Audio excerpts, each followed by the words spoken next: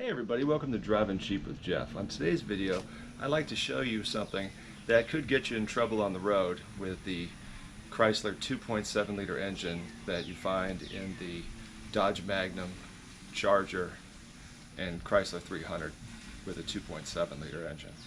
And what it is this bleeder housing. I replace this almost every year. These go bad, and I have replaced the entire cooling system on this car. It does have close to 160,000 miles, but as you can see on this one, it was leaking on the upper part. This is just like glued together PVC plastic. It was leaking up here. Now on this one, I noticed the low coolant light, the check engine light came on for low coolant today, and I noticed that it was leaking down here. It was leaking at the other seam right here. And there's a bunch of weak spots on this. I've had them leak. I mean, I've had pretty much every part that you could see a seam, they leak.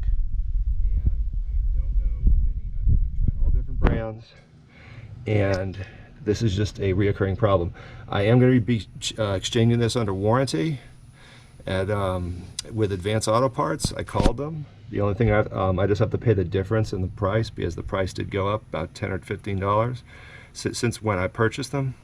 But these are something that you need to keep an eye on. Every time you change your oil, at least take a look at this.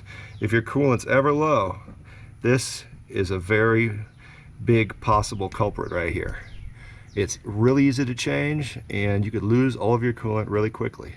And another thing that I'd like to talk to you about, for preventative maintenance, a couple years ago, I purchased a new thermostat in Thermostat Housing from Rock Auto.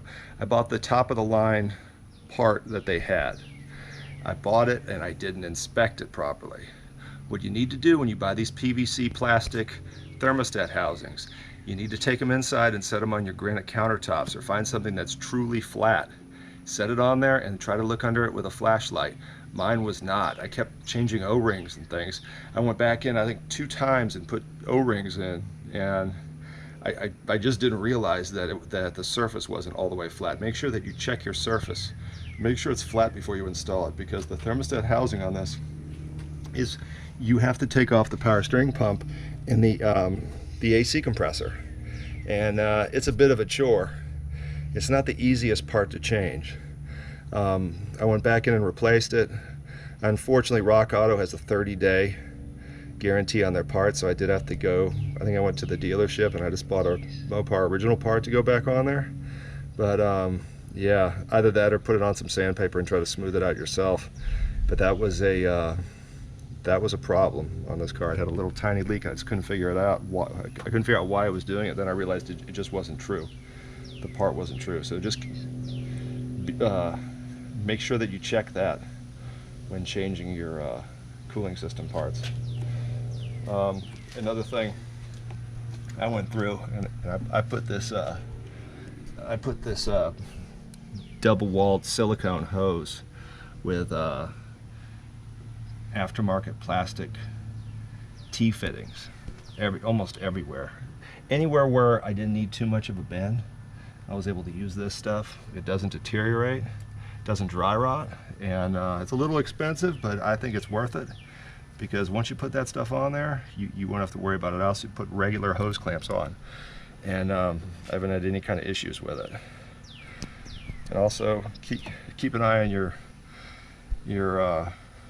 coolant reservoir cap, because these have a tendency, the O-ring will go bad and you'll get a little tiny leak out of it. So something that's good to change every so often. But